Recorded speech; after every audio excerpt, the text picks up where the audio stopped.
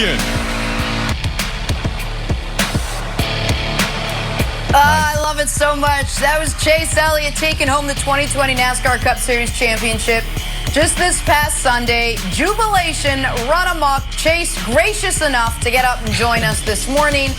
He might still be on a high from all of it. Chase, thank you for being with us. So much I want to get to, but first take us back to Sunday. It's been an amazing season for you, capped off by that race. Just tell me what the experience was like. Thanks. Yeah, it's been an incredible year, really. I appreciate y'all having me this morning. I've lost my voice. I've had a long couple days, so don't judge me. Understandable. But it's been amazing, and just still, really still soaking it all in. This is all new for me. I've never done this before, so just been incredible. Couldn't ask for anything more.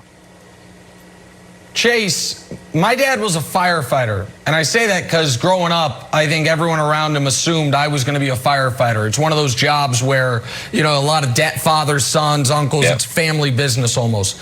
Racing is a lot like that too. I obviously went a different path. You followed in your dad's footsteps, and you heard it in the call.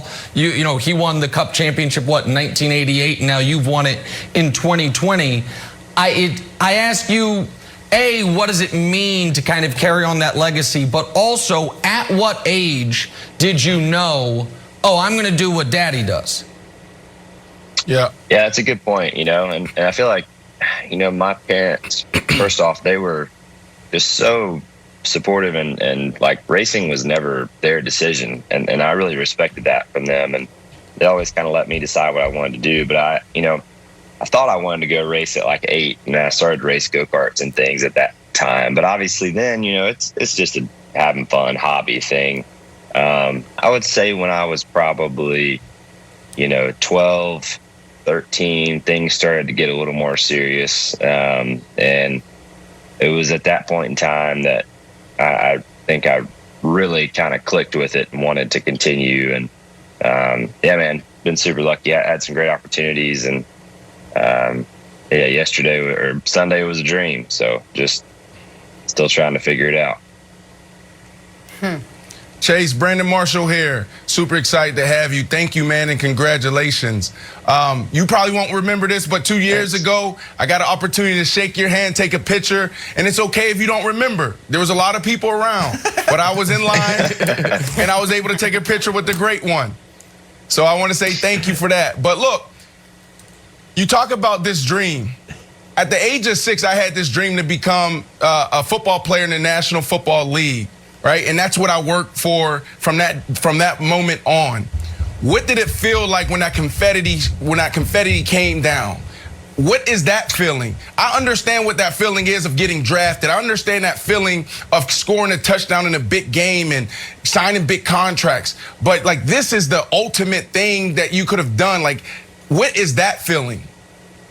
Yeah, well, first off, I appreciate it. And to answer your question, is honestly like nothing else. And then another piece of the puzzle that I feel so lucky to have experienced is I got to experience it with my family and the people that really paved the way for me to have that moment on Sunday. And, I feel like it's already a dream to even achieve it, but to be able to enjoy that moment with my mom and dad and Mr. Hendrick and all these people who have, given me these great opportunities over the years, it was icing on the cake. So I couldn't ask for a better situation and to spend it with, my parents and Mr. Hendrick and Alan and just the whole group. It's been a special few days for sure.